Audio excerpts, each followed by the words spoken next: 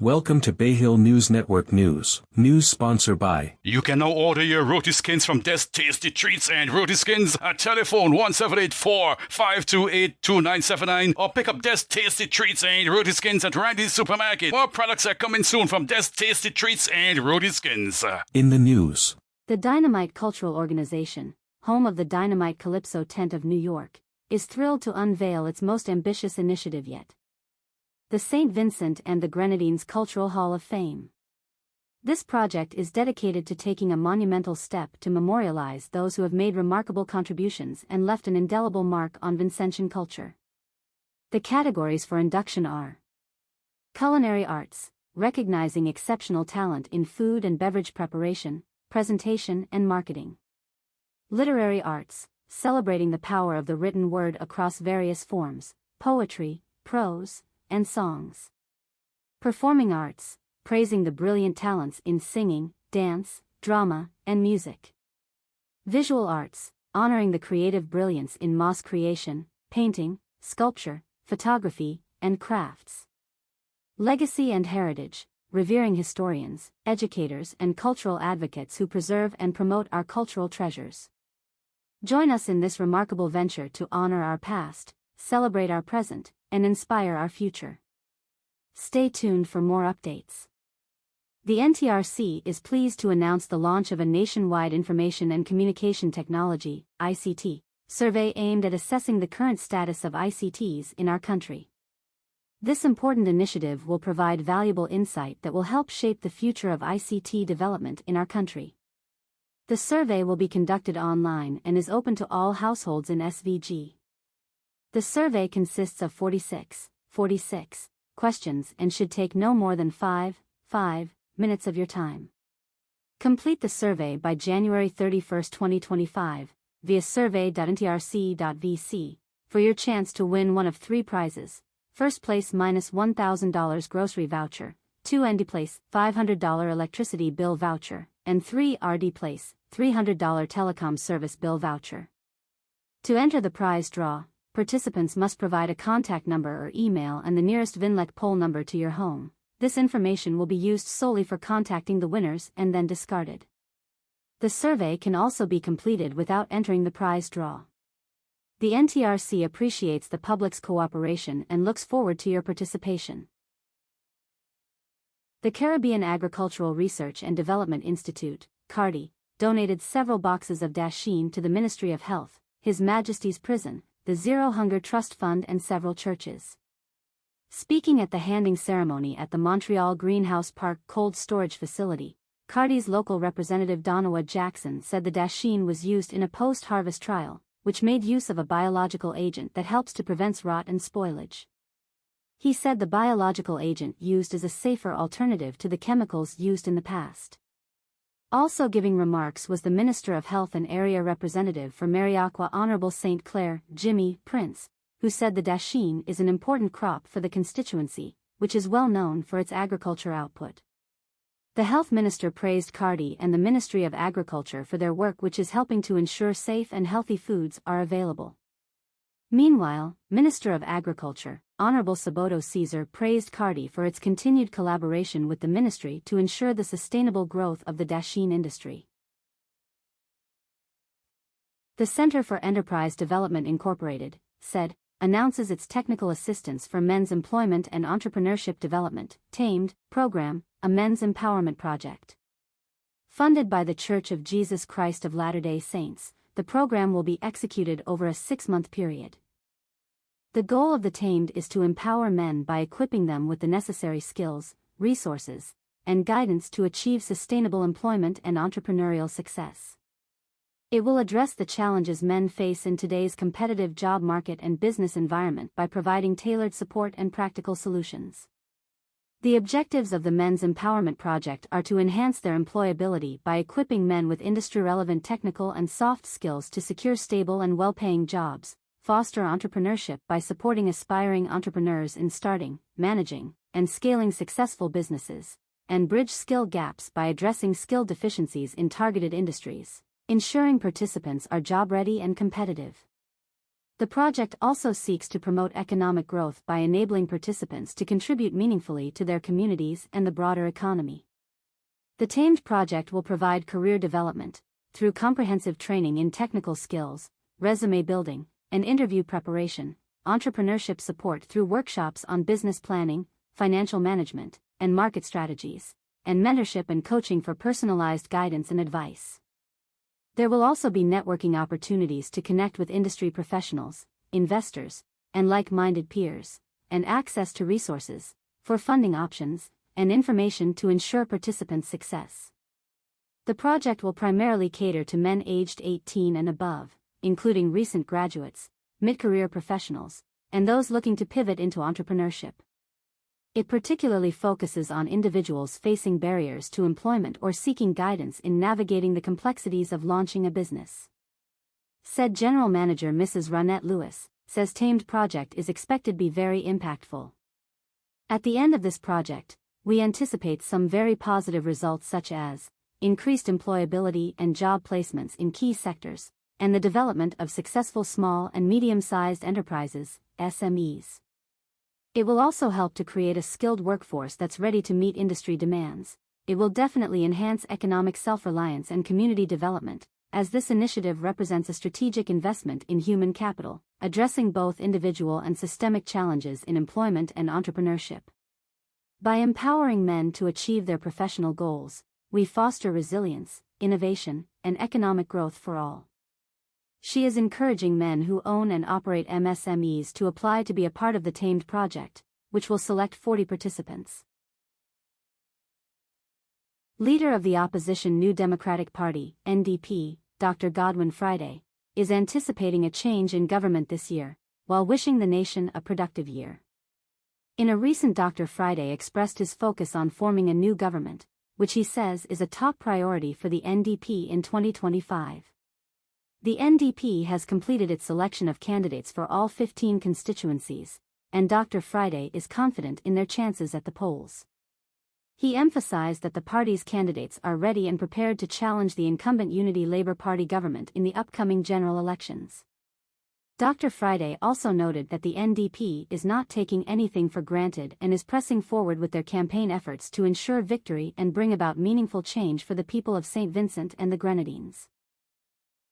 Schools in St. Vincent and the Grenadines are back in session after the Christmas break. President of the STV Vincent and the Grenadines Teachers Union, SVGTU, Oswald Robinson, has pointed out that while significant improvements have been made in preparing schools for reopening, there are still some unfinished works.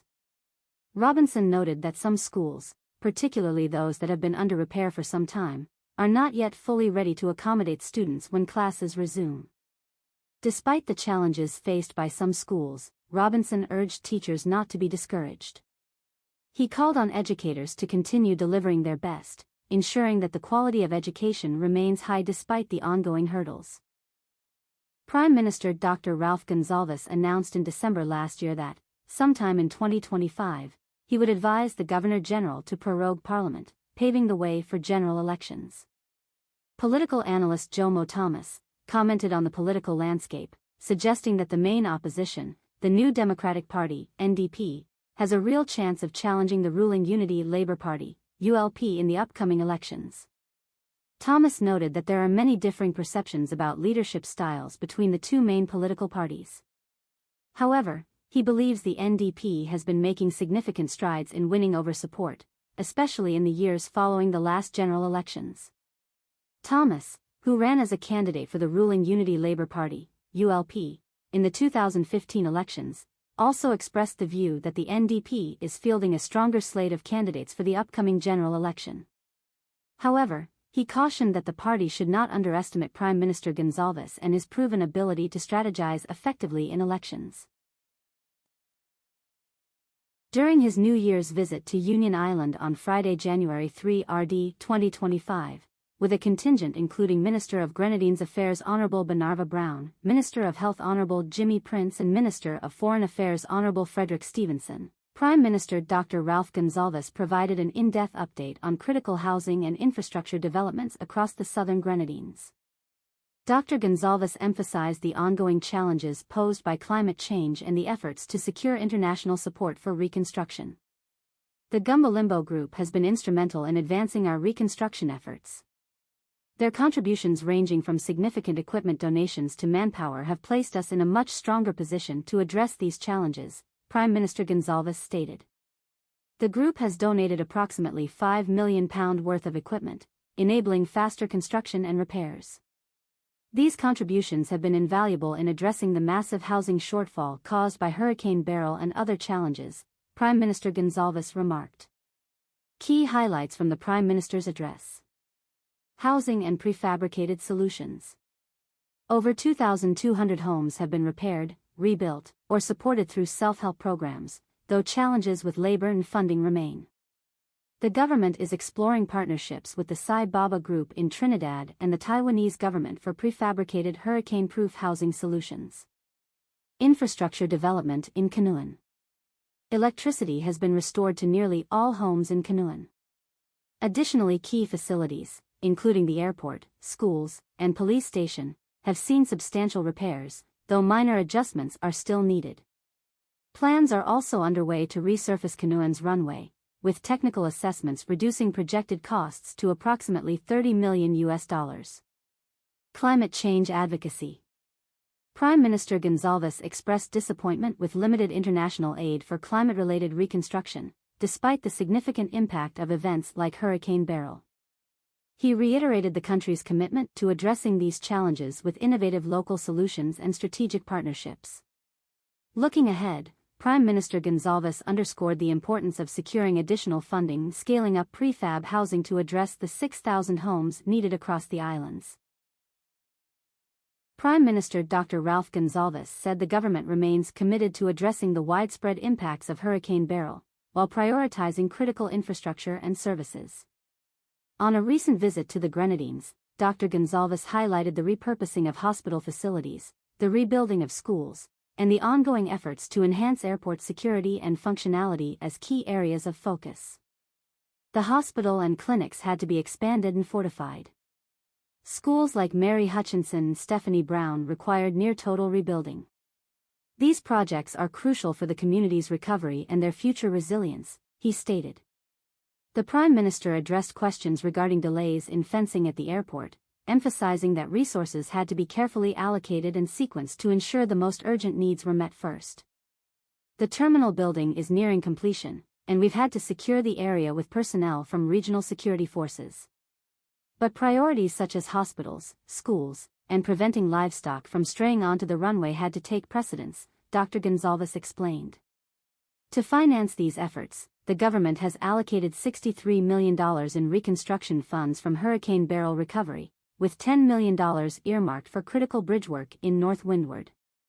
Dr. Gonzalez acknowledged the financial challenges posed by rising inflation and the need to raise additional resources, but reaffirmed the administration's commitment to completing these projects. Rebuilding the Southern Grenadines has been a monumental task. We've had to piece together resources and prioritize carefully, but the progress is undeniable, said the Prime Minister. This is part of the democratic process, answering tough questions and staying transparent with our people. On January 5, 2025, police arrested and charged Azim Alexander, a 22-year-old bus conductor of Victoria Village, with the offense of assault. Investigations revealed that the accused assaulted Frankisha Audane, a 31-year-old laborer of the same address, by beating her about the body with a piece of board, causing actual bodily harm. The offense was committed in Victoria Village on December 17, 2024. Alexander is expected to appear before the Kingstown Magistrate Court to answer the charge. Police arrested and charged Aubrey Walters, a 51-year-old farmer of Fitzhughes, with the offense of assault. Investigations revealed that on December 2, 2024, in Chateau Belair, the accused assaulted Anthony Harry, a 43-year-old farmer, by striking him on the left side of his body and neck with stones, causing actual bodily harm. Walters was granted station bail in the sum of $1,500.00 ECC with one surety. He is expected to appear before the Chateau Belair Magistrate Court on January 15, 2025. On January 3, 2025, police arrested and charged Denica Samuels, a 27-year-old unemployed resident of Colonari, with the offense of damage to property. Investigations revealed that between January 1, 2025, and January 2, 2025, the accused, without lawful excuse, damaged property belonging to Dino Walker, a 45-year-old mechanic of the same address. Damaged items included a black JBL speaker valued at $1,000 ECC, a 3x3 glass sliding window valued at $400 ECC, and a black and orange standing fan valued at $150 ECC, totaling $1,550 ECC. The accused allegedly smashed the items with an unknown object at a residence in Colonari. Samuels is expected to appear before the Kingstown Magistrate Court to answer the charge. On January 3, 2025, police arrested and charged Dino Walker, a 45-year-old mechanic of Colonari, with the offense of grievous bodily harm. Investigations revealed that on January 1, 2025, at approximately 3 p.m., in Park Hill, the accused unlawfully and maliciously inflicted grievous bodily harm on Denica Samuels, a 27-year-old unemployed resident of the same address, by striking her on the face and mouth with his hands. Walker appeared before the Georgetown Magistrate Court where he pleaded not guilty. The matter was transferred to the Colonare Magistrate Court for February 13, 2025. On January 3, 2025, police arrested and charged Ronell Mathern, a 39-year-old laborer of Arnos Vale, with the offenses of damage to property and theft. According to investigations, on January 2, 2025, in Kingstown, the accused, without lawful excuse, damaged the rear door glass of a motor vehicle valued at $350 ECC, the property of Brian Dean, a 49-year-old linesman of Georgetown. We move to the regional news. Antigua and Barbuda Prime Minister Gaston Brown announced plans to establish a nursery for ornamental plants in Barbuda and expand livestock and poultry production in Antigua and Barbuda. Speaking recently on his radio program, Brown said the government will be looking to increase agricultural production for the new year through the purchase of another chicken abattoir. The plans include encouraging small-scale farmers to raise broilers that can be processed at the facility for distribution to local supermarkets. The move comes as part of efforts to reduce the nation's $52 million annual poultry import bill. The Prime Minister also discussed implementing a tilapia farming initiative to help farmers establish ponds and water catchment systems. Despite setbacks caused by climate change, Barbados remains on track to contribute meaningfully to CARICOM's 25 by 25 initiative, aimed at reducing the region's extra-regional food import bill by 25% by the year 2025. Minister of Agriculture and Dar were outlined government strategic plans to bolster the agricultural sector during an interview with the Sunday Sun, emphasizing the shift toward climate-smart agriculture and technological innovation. A cornerstone of government's plan is strengthening support for small farmers through initiatives like the $2 million revolving fund, administered in collaboration with the Barbados Agricultural Society, BAS. This fund provides farmers with access to loans, enabling them to invest in climate-resilient infrastructure and technologies. Large-scale farmers are also being encouraged to adopt state-of-the-art climate-smart tunnels, which offer a controlled environment for year-round production. The ECCB Governor Timothy N. J. Antoine in his end-of-year message outlined strategic plans for 2025 aimed at strengthening the regional economy to navigate the ever-changing geopolitical and financial landscape better. He emphasized the importance of collaboration and collective action to achieve this goal. Antoine reaffirmed the ECCB's commitment to initiatives like the Big Push Challenge, which aims to significantly expand the economies of the Eastern Caribbean over the next decade. The ECCB governor emphasized several key focus areas, including establishing a regional regulator for citizenship by investment programs, facilitating easier access to banking services, enhancing financial literacy, and promoting sustainable financial practices. The ECCB governor stated that the economic growth projection of 4 to 5% for the ECCU in 2025 sounds promising. The ECCB will pursue opportunities for more collaboration and faster collective action now more than ever. Port of Spain, days after Trinidad and Tobago Police Commissioner Erla Christopher warned the public about the misuse of real-looking gel blaster guns. One man was shot by police in Cunupia early yesterday morning when he aimed the toy at an officer. Police said that around 12:20 a.m. yesterday Cunupia police responded to a report from the public that 6 men were seen roaming through the Cunupia area with what appeared to be a mix of assault rifles and handguns. As officers sped into the area, they noticed 2 men wearing dark clothes running towards them. The officers withdrew their real guns and shouted at the men to drop theirs. One did, but the other did not. He instead raised the toy and aimed it at police, who discharged their own weapons. Both men fell to the ground and officers ran up to them to handcuff and secure them. Police said, however, that in seizing the guns they noticed they were both black in color, very light and made of plastic. They then realized that the men were using toys that morning, as both guns were identified as gel blasters designed to look like real guns. The men, which turned out to be a 17-year-old boy and an accomplice, age unknown, were both taken to hospital, where the teenager remained being treated up to last night. Vendors at the Barbados Association of Retailers, Vendors, and Entrepreneurs, Barvin, market along the mighty Grinner Highway are facing tough times, citing poor foot traffic and a shortage of crops as key challenges. During a visit by the Sunday Sun team yesterday morning, only a few shoppers were seen browsing the stalls, with a small number of tourists walking through. Many stalls remained closed, reportedly awaiting necessary repairs. The Royal St. Lucia Police Force is ramping up efforts to tackle a worrying rise in vehicle thefts. Assistant Commissioner of Police, ACP, Luke DeFreitas told St. Lucia Times that addressing this issue is a top priority this year. "This is an issue we take very seriously," he said. "We've increased patrols and launched targeted initiatives to combat these crimes. We're also working closely with communities to share tips on how to prevent thefts." DeFreitas explained that many thefts occur because vehicle owners leave their cars unlocked or even leave the keys inside while running quick errands. The Archdiocese of Port-au-Prince has condemned the murder of a 37-year-old businessman, Robinson Rendell, in the courtyard of the Notre Dame du Perpetuel Secours Church on Sunday as he got out of his vehicle to attend Mass. This barbaric act has fanned the flames of violence in our country and reveals once again that bloodthirsty individuals have no respect for human life or sacred places such as churches and hospitals, said Metropolitan Archbishop of Port-au-Prince, Monsignor Max Leroy's Messitter.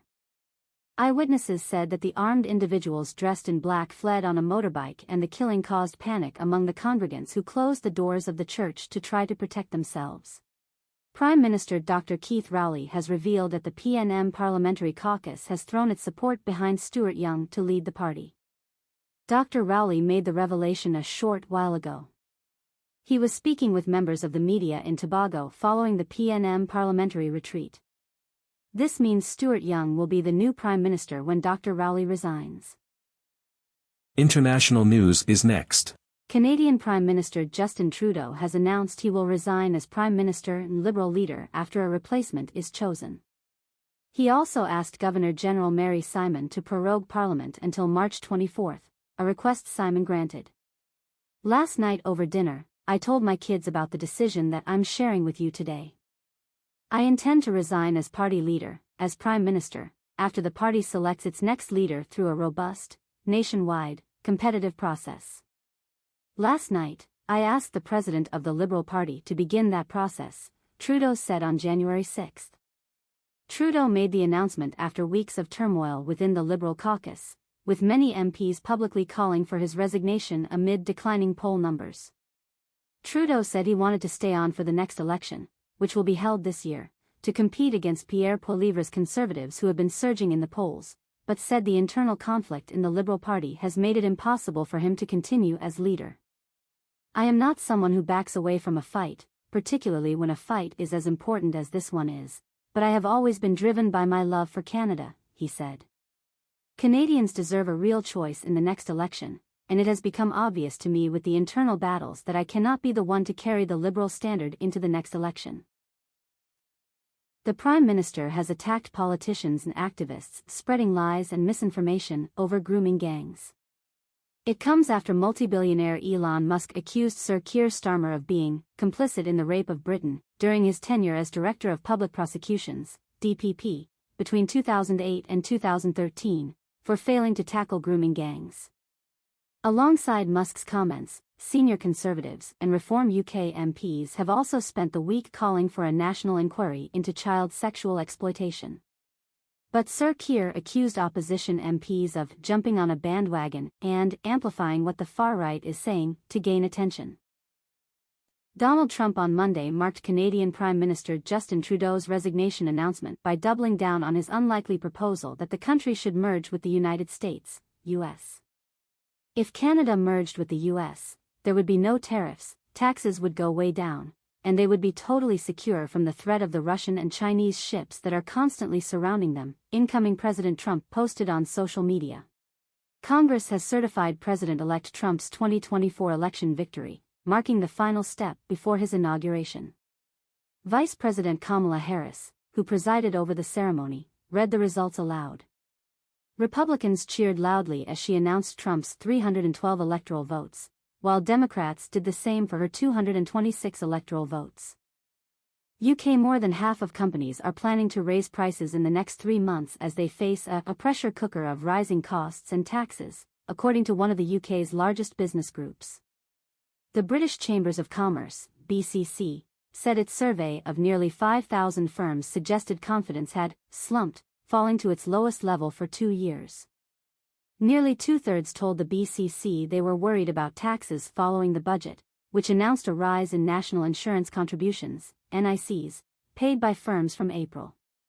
A Treasury spokesperson said the budget delivered stability for business and more than half of employers would either see a cut or no change in their NI bills.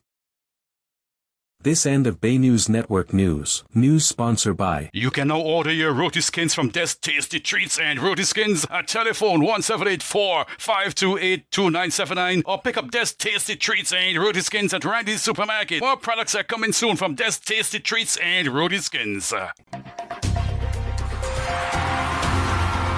Audio Jungle.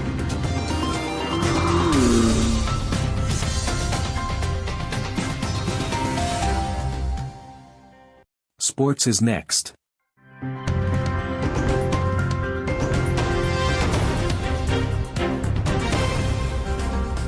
Audio Jungle.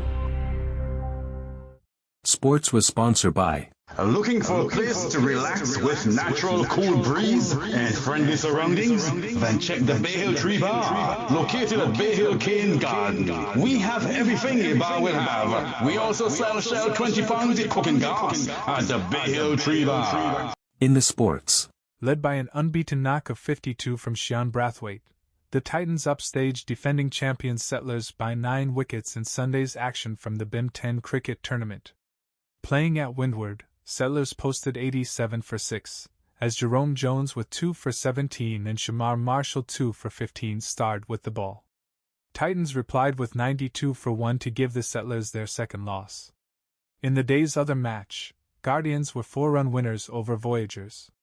Scores: Guardians 122 for 5, Athelbert Brathwaite led with 60, Voyagers 118 for 4, Akeem Springer 53. This end of our sports news. Sports was sponsored by. Looking for a place to relax with natural cool breeze and friendly surroundings? Then check the Bay Hill Tree Bar, located at Bay Hill Cane Garden. We have everything a bar will have. We also sell Shell 20 pounds of cooking gas at the Bay Hill Tree Bar. Audio Jungle.